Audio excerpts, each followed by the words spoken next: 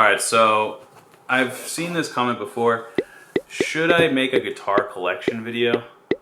Like, do you guys actually want to see that? I found this sombrero in the attic. I haven't seen it in years. Surrounded by guitars everywhere I look. Some more over there.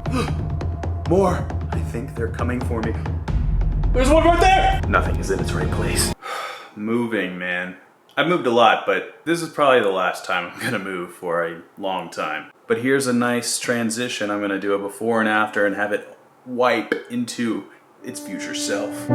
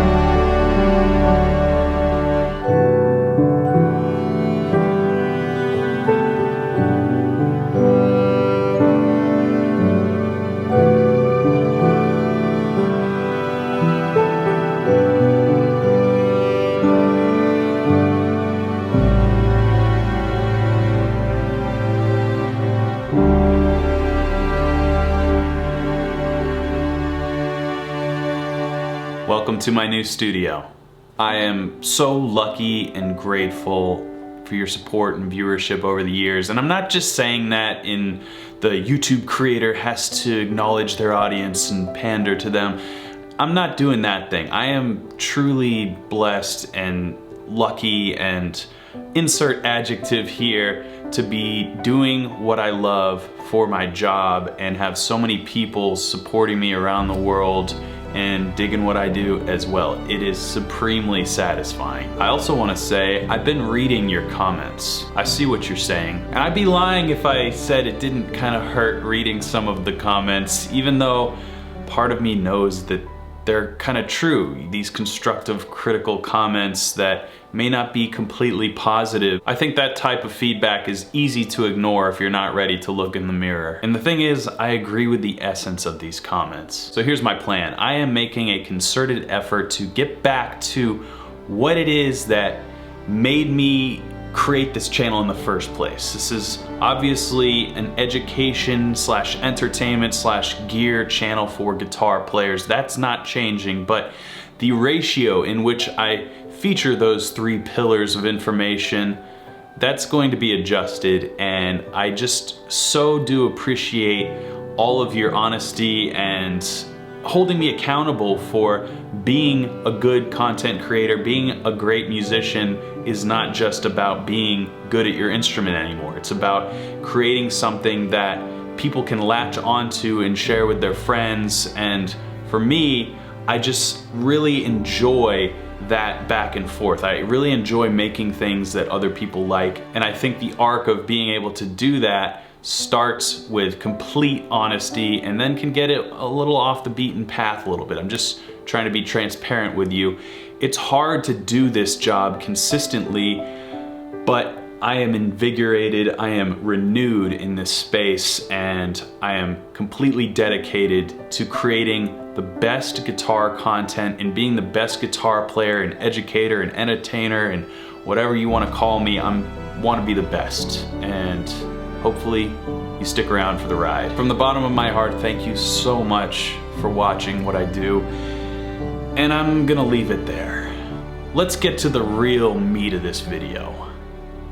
The guitar collection. It's ridiculous. It really hurt my back to move these guitars. Oh, it hurt your back to move your guitar? Shut up. No, but really the setting up of the studio, one of my favorite pastimes, and I actually designed this one after I knew I was getting this house. I designed this studio in Photoshop with all the room dimensions, everything down to a T is in the place I want it to be. I might need to do a little bit more acoustic treatment, but that will come in time. So here are the guitars. I haven't done a proper guitar collection video maybe since like 2016. I'm gonna do one now, quick about it. This would be a crazy long video if I wasn't. and I'm going to do a little bit of sound demonstration where I think it's appropriate. You've heard most of these guitars, some of them you haven't heard, some of them are brand new, you've never even seen before. So without further ado, let's get to it. Where to begin?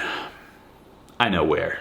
This is my PRS SC245. It's been with me since college when I worked all summer to save up for it after seeing it in a Boston guitar shop called Mr. Music. It's a 10 top, it's my baby, and it's the first guitar I'll play for you here in my new studio.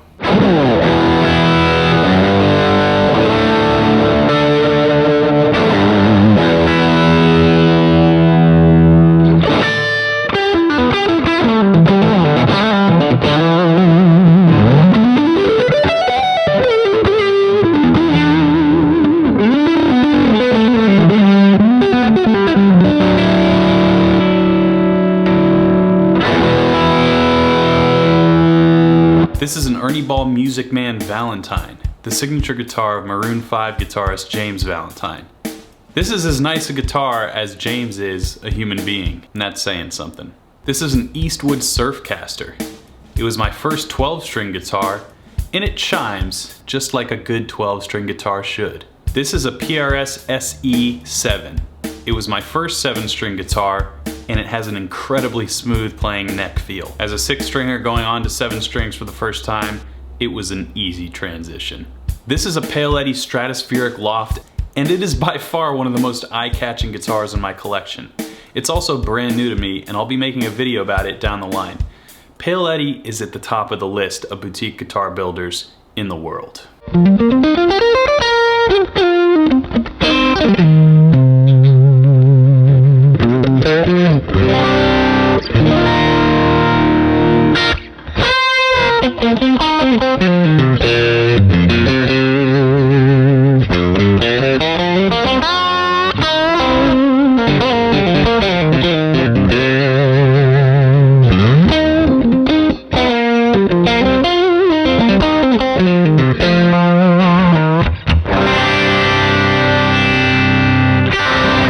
This is a PRS SE Custom 22 semi-hollow and is part of a limited run of matching body and neck finish models that American Musical Supply made in 2019. American Musical Supply has been a great supporter of my channel over the years, and I'm extremely grateful that they sent one of these my way. It's a valued gem in my collection. This is a PRS SE Hollow Body 2, and it was the guitar I played when I was on the local Nashville news. Isn't that special? This is an Ernie Ball Music Man JP15, John Petrucci's signature model, and the only thing cooler than the stereo piezo system is the fact that John told me I sounded good when I played it for him on my Guitar Villains podcast.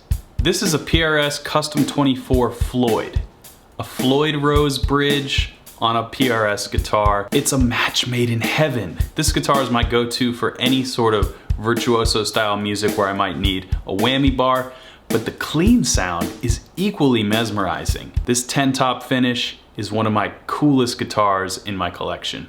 This is a Gibson ES335, and it was given to me as a gift after I visited the Gibson factory in Nashville and cranked up an amp and shredded while all the employees were going about their day building guitars. I installed a Bigsby on it later on, and this Blueberry Burst is one of my favorite finishes I've ever seen on a guitar.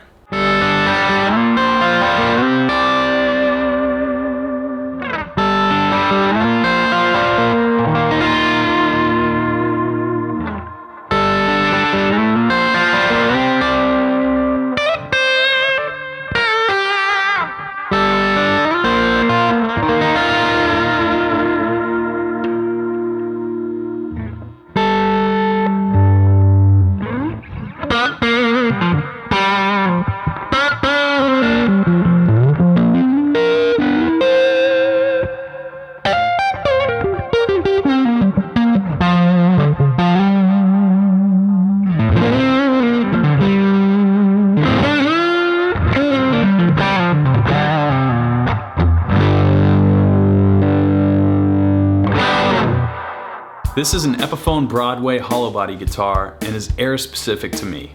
When I play it, I find myself playing in a way I never tend to do, which is what I always look for in guitars that are made for a very specific sound. This is a Pale Eddie Nancy SS, and it's the heaviest guitar I own. The pickups are amazing, the top is leather, and the wood comes from 150-year-old Italian wine barrels. You can't get cooler than that. This is an Ernie Ball Music Man Sabre, and it's a guitar that can do almost anything. The matte black appointments and the extremely thin neck make this thing an absolutely killer guitar. This is a PRS CE24 in a black satin finish. This guitar is the choice for players who like the sound of humbucker guitars, but they also like the feel and snappiness of a bolt-on neck. Best of both worlds? I think so. This is a PRS S2 Custom 24. This guitar represents my first interaction with PRS guitars, which was facilitated by the awesome music store in Maryland called Island Music Company. Every time I pick up this guitar, I'm reminded where it all started to pick up for me, and it's still a go-to guitar for pretty much anything I want to play.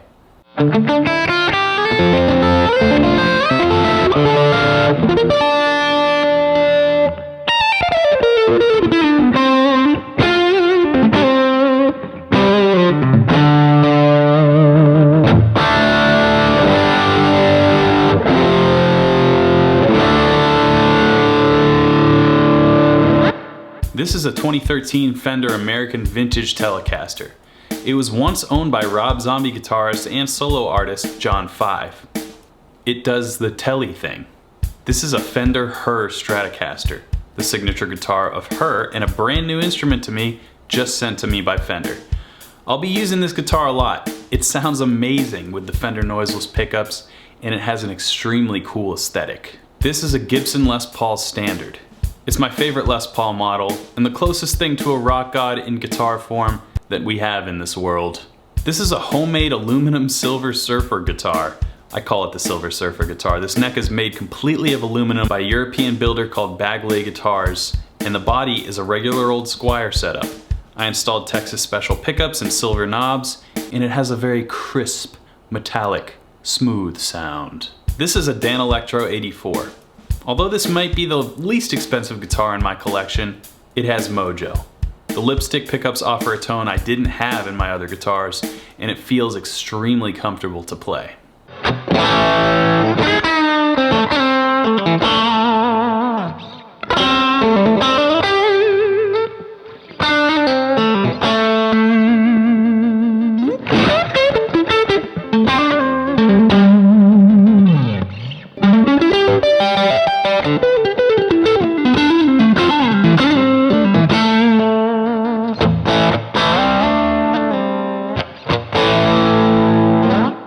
This is a Sur Alt T, a semi-hollow T-style body. I also got this guitar at the Nashville Guitar Center after trading in a mountain of guitar pedals, and it fills a void in my collection that I didn't know was there.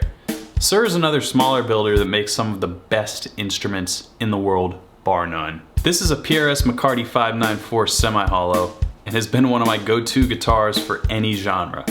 It's a 10 top, and that color, absolutely exquisite. This is a PRS CE24 semi-hollow. I recorded a song with it called Thunder in the Ocean back in 2017 because that's what the finish reminds me of. That track mysteriously vanished off Spotify, but you can still find it on YouTube. By the way, some of you guys always ask me, when are you gonna put out an EP? I put out 2 EPs. Just search Tyler Larson anywhere you stream music, you'll find them. This is a Fender Custom Shop semi-hollow Stratocaster, and I recently acquired this by trading in a bunch of old guitars I didn't use anymore. 13 to be exact. They're all at the Nashville Guitar Center now, so go get them if you want one of my guitars. This guitar sounds unbelievable. It was a one-off at a previous NAMM show, and it was an instrument made specifically for the Fender booth to show off the awesomeness that is the Fender Custom Shop.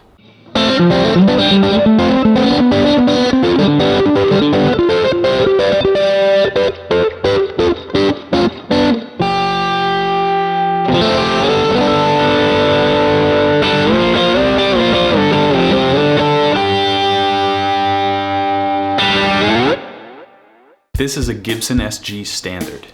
It's one of the most iconic guitar models ever, and whenever I pick it up, I feel the essence of Guitar Heroes in my fingertips. This is a Wild Audio Barbarian, and it was sent to me for an episode of Guitar Villains where I got to chat with one of my guitar heroes, Zach Wild. This guitar is an absolute beast. It's a machine, just like Zach.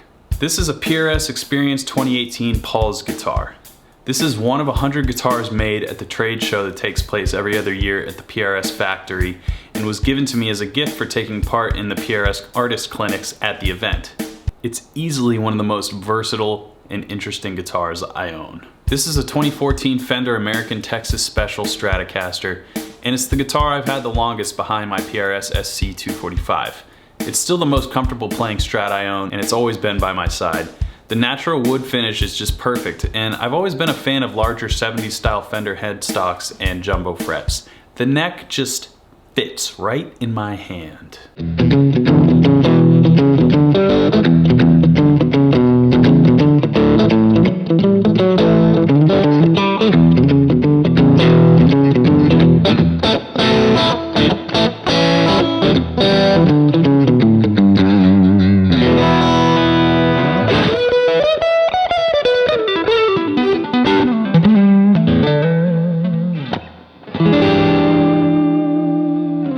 This is an Ernie Ball Music Man Cutlass. For a long time I've said this guitar does a Strat better than a Strat, and I still stand by that. This guitar has that X factor, and it has a lot to do with the ridiculously clear sounding pickups, single coil, and humbucker. This is a Dan Electro 66 BT baritone, and it's my only baritone guitar. The semi-hollow accent cleans up some of the low mid-range, and I find myself thickening up a lot of productions with this wonderful sounding instrument. I just need Mark Lettieri to give me a guitar lesson on baritone guitar, cause he's the master. This is a PRS Silver Sky in Orion Green, and it's John Mayer's signature guitar. You know everything there is to know about this guitar. I find myself picking it up all the time. This is a Chapman ML1 Pro. This finish is unreal. Rob sent me this guitar along with another you'll see in a moment, and I can't wait to get better acquainted with its glorious capabilities.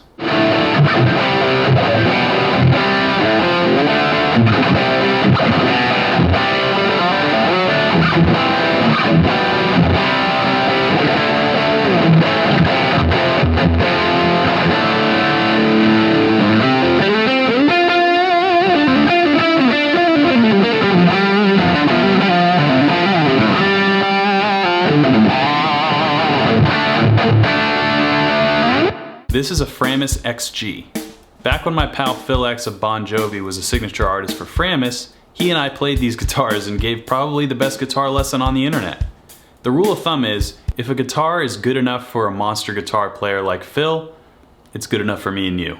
This is a Dan Electro 59 XT 12 string, and the combination of lipstick and large housing single coil pickups make this guitar one of the more unique and special tones in my collection. This is a PRS private stock McCarty 594. This is it. This is my holy grail guitar. I spec'd this out with Paul at the PRS factory in Maryland, and I can't overstate how perfect an instrument this is. From the extremely rare woods it's made from to the astonishingly beautiful one-piece top. It's the guitar of my dreams. This is a Chapman ML3 Pro, another guitar that Rob Chapman recently sent to me. I totally love the way this guitar looks, and I'm very excited to see what uses I can find for it in my work. Rob, he makes good guitars. This is a Supro White Holiday Vibrato SH. I bought this guitar sight unseen online, and it always makes me feel like an indie rocker.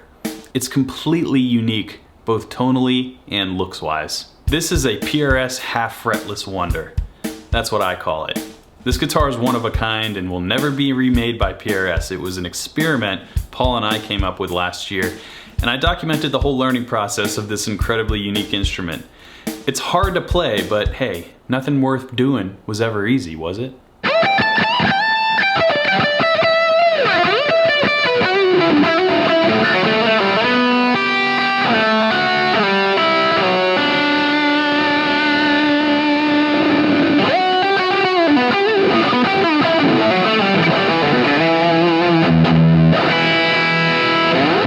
Now, I didn't include any of my acoustic guitars in this video because one, I've sold a lot of them since moving. Those are some of the guitars that I sold to the Nashville Guitar Center. I'll just quickly list what I have in case you're interested though. I have a PRS SE Sonare, a Timberline harp guitar, a Timberline T95G, and a Gretsch resonator. Also, My basses are located in my studio's bathroom. I've always wanted a bathroom like this where it's just full of memorabilia and pictures and stuff like that. And of course, the basses belong in the bathroom. So does the ukulele. So there you have it, my guitar collection as of July 26th, 2021. This time, 10 years ago, all I had was that guitar right there. And it's because of you guys that I've got to basically live out my dream and acquire all these toys in the process. So that's why I can't thank you enough, and that's also why I'm gonna be giving away 5 guitars to random students of the Paul Reed Smith Music School. If you register, you are automatically entered to win. International shipping, doesn't matter where you live. Use the link down in the description if you're interested. And I just have to say one last time, thank you, thank you, thank you. If you're still watching right now, thank you. You are the best, and I'll see you in the next video. But until then, keep shredding.